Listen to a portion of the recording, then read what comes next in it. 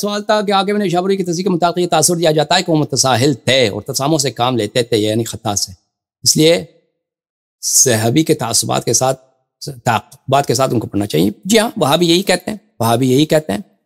لیکن جہاں تک بھی وہ ان کا کوئی، اگر حاکم نے کوئی حدیث منفرداً روایت کی ہے اور حاکم نے تصحیح کی ہے اور دوسروں نے قبول نہیں کی ہے اس کی تصحیح، اگر کوئی ایسی بات ہو تو ہم اس کا جواب دیں گے اسی وقت پر. ابھی آج جو ہم نے آپ کو حدیث نقل کیا ہے، ان اللہ یغضب لغضبہ ویرضی لرضا کی، تصحیح حاکم کی، تصحیح ابو طبرانی، اور سب رجال اس کے ثقات ہیں. اس کو ہم نے دکھایا کس کے الفاظ سے؟ حدیث حسن ہے، مجمع الزوائد حیثمی سے آپ کو دکھایا. اور اس طرح بخاری سے اس کی شاہد ہے، بخاری سے مسور ابن مخرمہ کی اس کی حدیث کی شاہد بھی ہم نے آپ کو دکھایا. ٹھیک ہے نا؟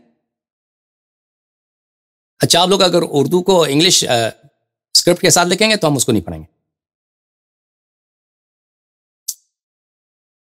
کہا کہ اب آپ ہمیشہ تحقیق کے ساتھ سامنے آتے ہیں، دل خوش ہو جاتا ہے. آپ کی محنت دیکھ کر تو آئیں دل سے نکلتی ہیں. بہت مہربانی آپ کی سجاد حیدر صاحب. نہیں، یہ انہوں نے لکھا ہے، عباس صاحب نے کہا کہ عائشہ کو بری بات انہوں نے کہا اس طرح لکھنے سے ثواب ملتا ہے. آپ گالی نہ دیا کریں بھائی، یہ غلط بات.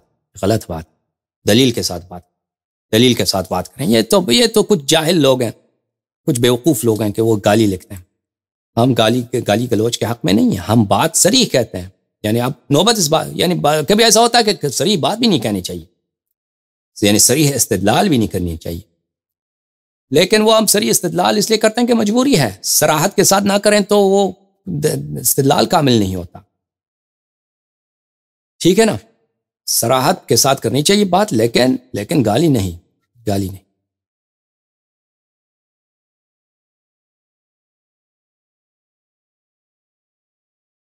ایسی کوئی کتاب بتائیں جس میں دقیق اور عمیق گفتگو کی گئی ہو سند و جرح تعدیل کے ساتھ عدالت صحابہ کے متعلق.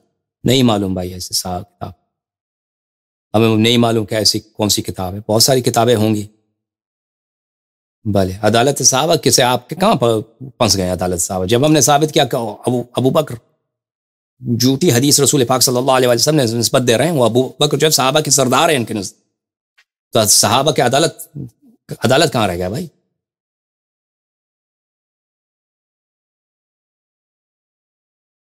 عمری لوگ کہتے ہیں صحیح مسلم میں جو حضرت زہرا سلام اللہ علیہا کی ناراضگی والی بات ہے وہ جملے خود راوی کے جملے نہیں، یہ عائشہ کے جملے. میں نے نص دکھایا، عائشہ کے جملے بخاری سے دکھایا، مسلم کے بھی نہیں ہیں.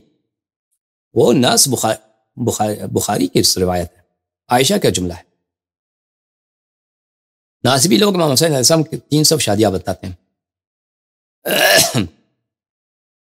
اور 300 شادیاں تو نہیں ہیں.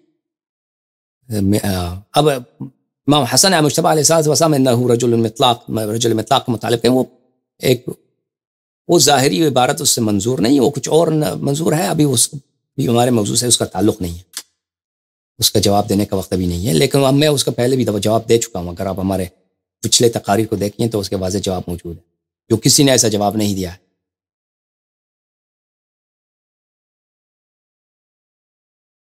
عزیزوں، ہمارے موضوع کے متعلق سوال کریں، اس کا جواب دیں. جو کامنٹ موضوع سے باہر ہوگا ہم اس کو نہیں پڑھیں گے. آپ سے رابطہ کیسے ہو سکتا ہے؟ رابطہ کیا کرنا ہے آپ سے بھائی؟ ٹائم ہی ضائع کریں گے آپ؟ رابطہ کرنا ہے رابطہ ٹائم ہی ضائع کریں گے ہم آپ کا ٹائم ضائع کریں گے. معاف کیجیے گا، ہم آپ کا ٹائم کیا ضائع کریں؟ رابطہ کریں. رابطہ نہ کرو بھائی، آپ کا ٹائم ضائع ہوگا. آپ جس مسند احمد اپنے عمل کا حوالہ دے رہے ہیں وہاں بھی کہتے ہیں اس کتاب کی سند احمد مسند احمد وہاں بھی کہتے ہیں اس کی سند صحیح نہیں. اچھی بات، یہ کوئی بیوقوف نے پاگل ہوگا جو اس نے یہ بات کی ہو.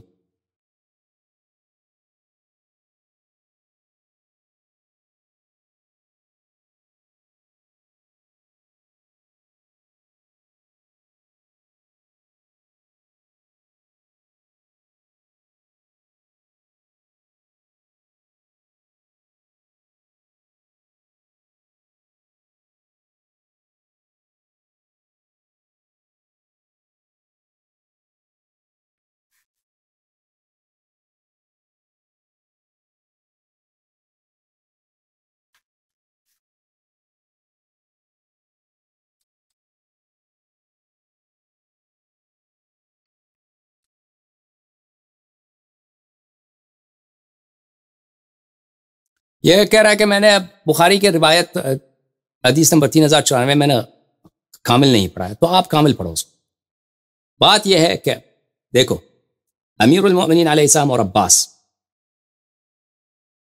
عمر کے زمانے میں عمر سے میراث طلب کرنے گئے تھے، اور مسلم کی روایت تو بہت واضح ہے۔ مسلم کی روایت میں تو یہ ہے، خود ملاحظہ فرمائی مسلم کی روایت میں صفحہ نمبر 885 میں آگے میں، تو خود ابو عمر کہتا ہے کہ تمہارا فرائیتما، کہ تم عباس اور امیر المومنین علیہ السلام کی نظر یہ ہے کہ ابو بکر کاذب تھا، اور فرائیتمانی کاذبا آثما وقادر، اور مجھے بھی جھوٹا سمجھتے ہو، مجھے بھی جھوٹا سمجھتے ہو، ٹھیک ہے نا؟ یہ دونوں کی بات وہی ہے۔ یہ خود استدلال کی صورت کو آپ سمجھ لیجئے، عمر سے مطالبہ کیا ہے میراث کی، میراث کا مطالبہ کیا ہے عمر سے، یہ مطالبہ کیوں جائز ہے ان کے لیے؟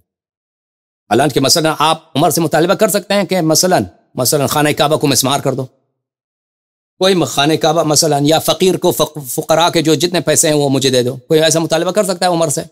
وہ مطالبہ نہیں کرتا، وہ کوئی فاسق آدمی ہوگا جو عمر سے ایسا مطالبہ کرے کہ جتنے مدینے میں بیوائیں ہیں، جتنے مدینے میں یتیم ہیں، ان کے مال مجھے دے دو۔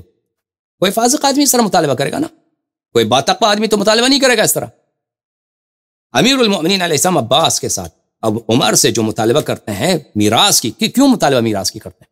اس لیے کہ وہ ابو بکر کو جھوٹا سمجھتے ہیں، خود عمر نے بھی یہ اعتراف کیا ہے۔ اب آپ کہتے ہیں کہ میں نے غلط پڑھی ہے، تو آپ صحیح پڑھ کے سنائیں، آپ اپنے علماء کو کہہ دیں کہ وہ صحیح جو ہے اس کا جواب دیں۔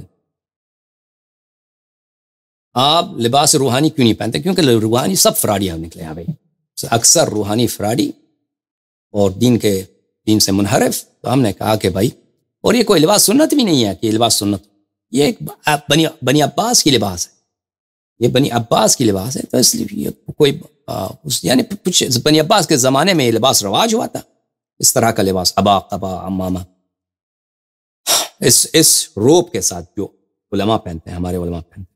اور یہ ہمیشہ علماء، نہ صرف علماء، تجار، قضات اور سوداگر، امیر لوگ، سردار لوگ، فوج کے جرنیل، اور اسی طرح شاہی خاندان اس طرح کے لباس پہنتے تھے، یعنی معاشرے کے ایلیٹس لباس دیے بہت صدیوں تک۔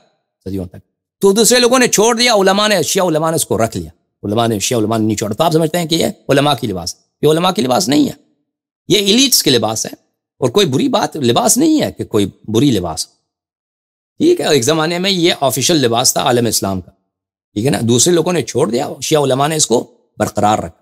لیکن یہ رسول پاک صلی اللہ علیہ وسلم کے لباس، رسول پاک صلی اللہ علیہ وسلم کے لباس کیا ہے؟ ایک دھوتی اور شانے پہ ایک تولیہ، یہ لباس تھا رسول پاک صلی اللہ علیہ وسلم کے، یا عمامہ، یا کبھی سر پہ چادر رکھتے تھے، سمجھ میں آ رہی بات؟ اس طرح کا لباس نہیں تھا، ائمہ طاہرین علیہ السلام کا اس روپ میں نہیں تھا۔ لیکن یہ الگ بات ہے، اس کے متعلق ہم گفتگو کر چکے ہیں۔